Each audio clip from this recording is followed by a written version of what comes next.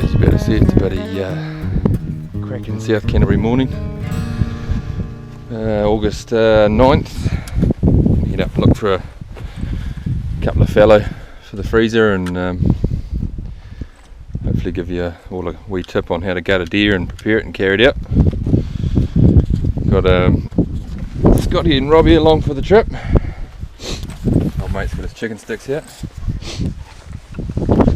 That should be a good morning for it. Weather's been pretty shit for the last few days, so the deer should be up feeding well. So got the rhino set up there ready to go. We'll get stuck into it. A little bit below zero this morning, wasn't it? Yeah. Feel good, DJ? Chippies in the glove box.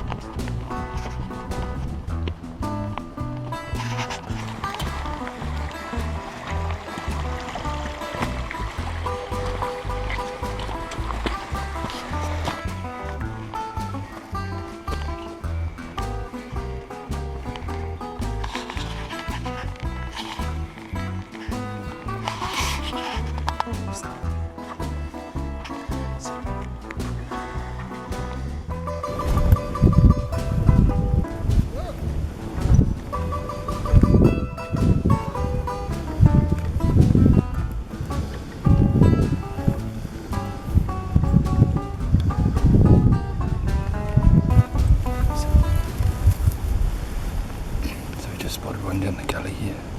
Scotty's going to get set up for the shot now. And as we're here, go.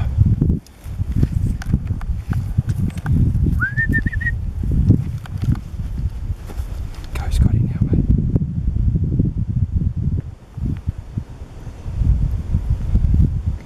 Go.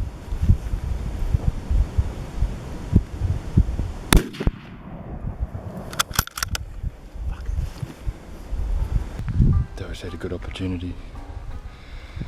A couple of young ones just jumped out down the gully down here.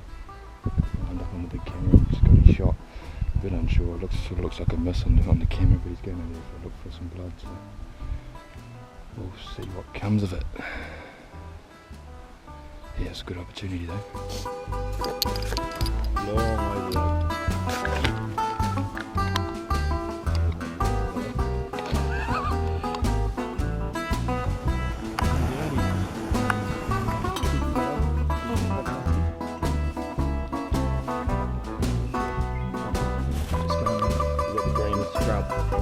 Bush there, they've gone into that.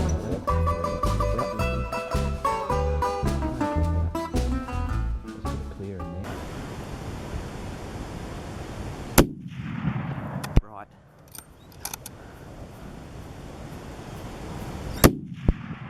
Hit.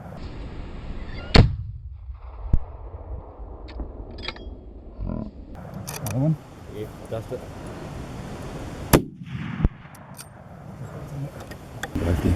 Yeah, I didn't get the other one in the picture, didn't you? The second one, it wasn't in there because it was separate. Oh, it was a bit of a hurry-scurry shot, that one, but we managed with 2 deer on the deck anyway. Was that it over there? Yeah, yes, it's gone down.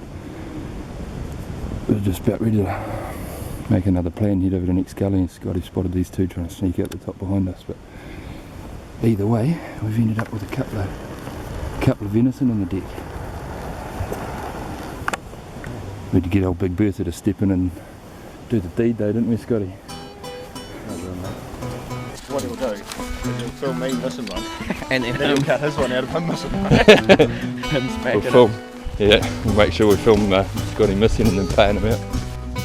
Shit, there would have been like a bloody 600 metre shot. Sammy Dog's down the kill already. What is he? Where is he?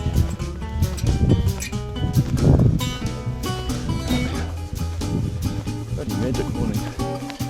Good boy, Sam. Where's he? Where is he? Where is he? boy. Right, so we'll call this scouting field dressing 101.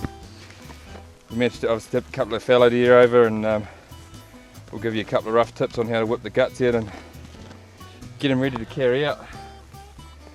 Scotty shot a handful of these things, so I'd like to say he knows what he's doing. Where are you going to start, Shag? Start here at the neck. Just cut the throat out, makes life a little bit easy later on. Just grab the esophagus. And cut down to sort of the base of the front legs yet. Oh, look at that. The bum hole out. It's always handy if you got a mate here to help you out. He can hold some legs and Hold his tail up there, Roy. this is generally the most unenjoyable part for the old hunter.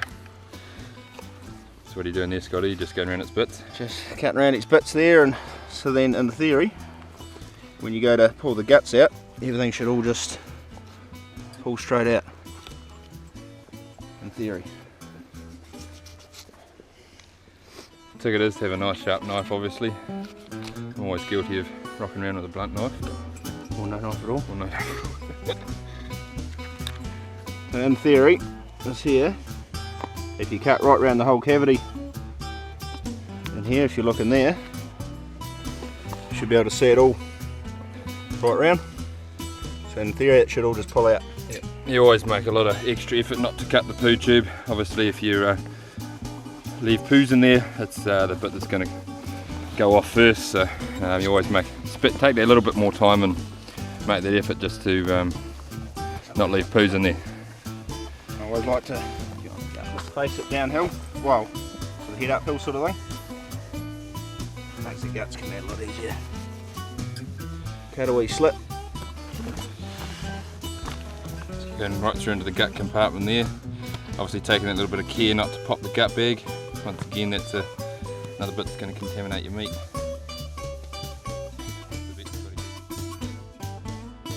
So you're poking your knife down there, splitting your fingers up. You're not cutting your fingers. Run your knife down under the skin there. Taking extra care not to pop that gut bag.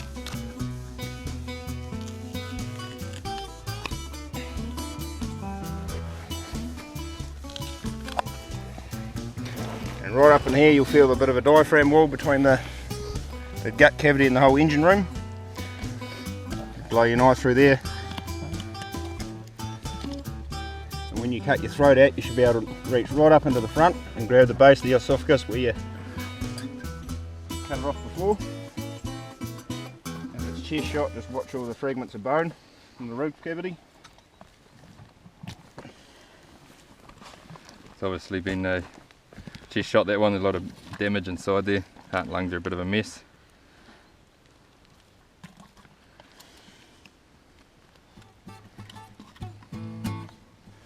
The whole idea is to just get it all to come out in one go. Save leaving bits of offal and that in there. Everything stays joined together and follows on out.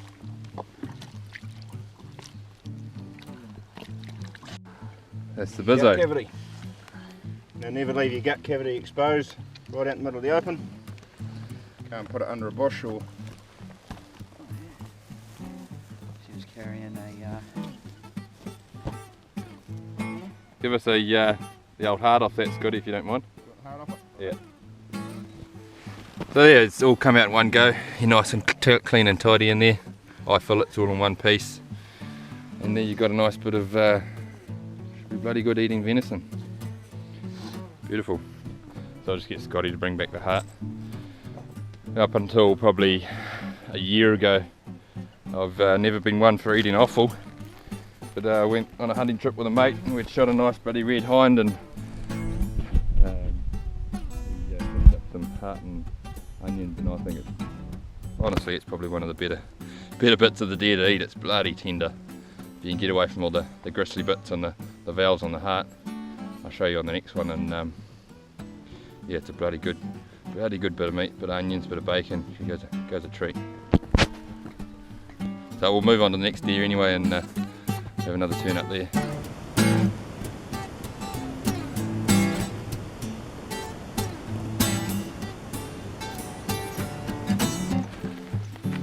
It's a bit bigger hole, that one.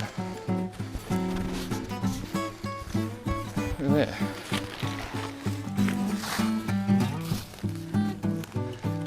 She hasn't trimmed her toenails. Right, so we've just got the deer number 2 here.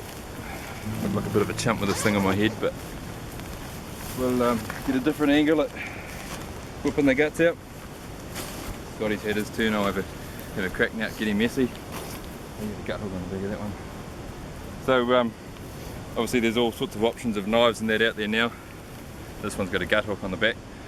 Quite frankly, I find them to be a pain in the ass on the back like that when you're cutting around fidgety areas like the bum.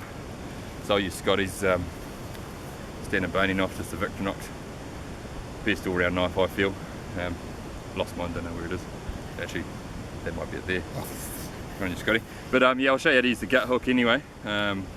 Comes in really handy when you're whipping down the gut line, because you're running a blunt edge along that gut cavity there. So it's always a handy tool, but we'll start off by using this bugger.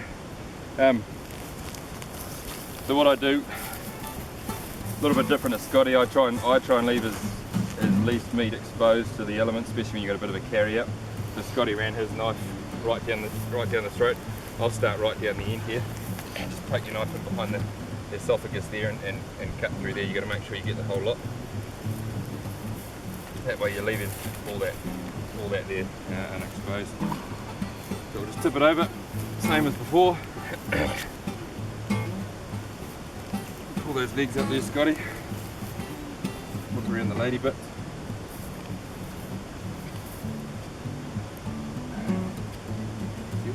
Yep.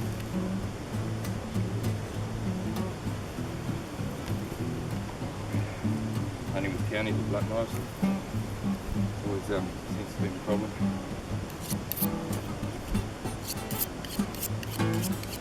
Feel you got there, mate. Alright, so they just bolt inside itself. Handy wee tool, isn't it? It's always handy having another mate there just to lift those back legs up like that. You can see it puts all the weight back on the guts and it just pulls that poo tube tight there. So, same again, just a wee incision here. Go right through that cavity in there. That's where your gut comes in handy. Not getting through there without poking a hole right to the business end. There we go.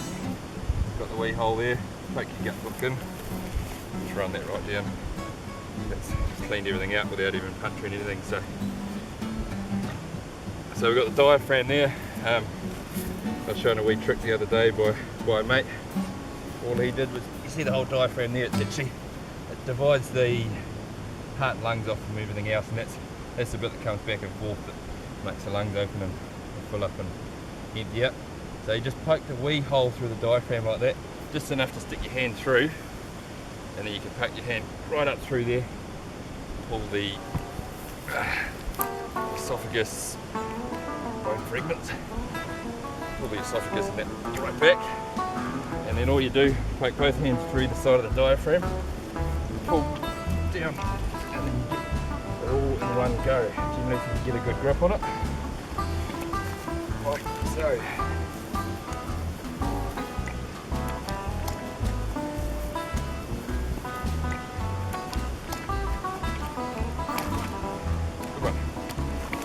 Like that, and she's cleaned out.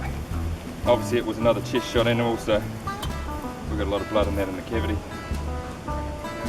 Yep, so if you sit it arse end downhill, she'll drain out. Generally if you're meat shooting, you always make the attempt to hit a neck shoot animal so you save as much meat as possible, but we were sort of on the run and that sort of thing with a bit of a rush shot, but you can see the exit wound near the old 300 wisdom was a wee bit of an overkill for on the old fallow deer. Saying before about the heart, so obviously hopefully it's in one piece. The chest shot deer, you don't often find it in one piece there. But Scotty whips the heart off when he can find it. He's good at playing with meat, but generally it's his own meat. So he's got the heart in his hand there, you just whip it off just up above where the valves come out. You don't drop that on the ground, I want this for breakfast. You're a sick man. So you see it's got those chewy valves there on the top, you cut those out, lay the thing down on your chopping board and slice it up, fry it up, and she's a good feed.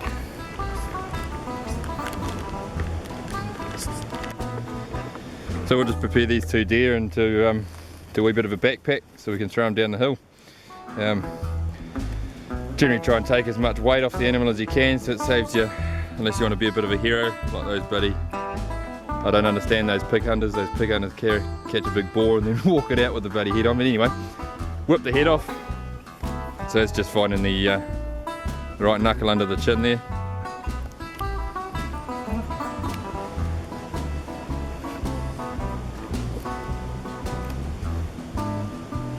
So if you just cut around your meat, find your joint in the bone there. You see Scotty's getting the joint there already. Give it a wee twist. Makes that good noise, like you're chewing on mutton chops. So there's just drop a couple of kilos off your backpack. Then you're getting in the front legs there. So you got The kneecap here. You find the joint in between the knuckle there. Give it a twist. Make a break. Break that, and the tendon follows down the back side of the leg here, of the front leg. You want to keep that attached to the part of the foot. Best way I find to do that is use your knife and cut in towards the bone. There we're leaving the tendon attached. Go down about halfway there, somewhere about that. Same on the other side. Yeah, just running that knife down the back of that bone there and exposing that tendon. So what that's going to do, when we poke it through the back leg, it'll stop that front leg sliding back through. Got a slip between the Achilles tendon, both back legs.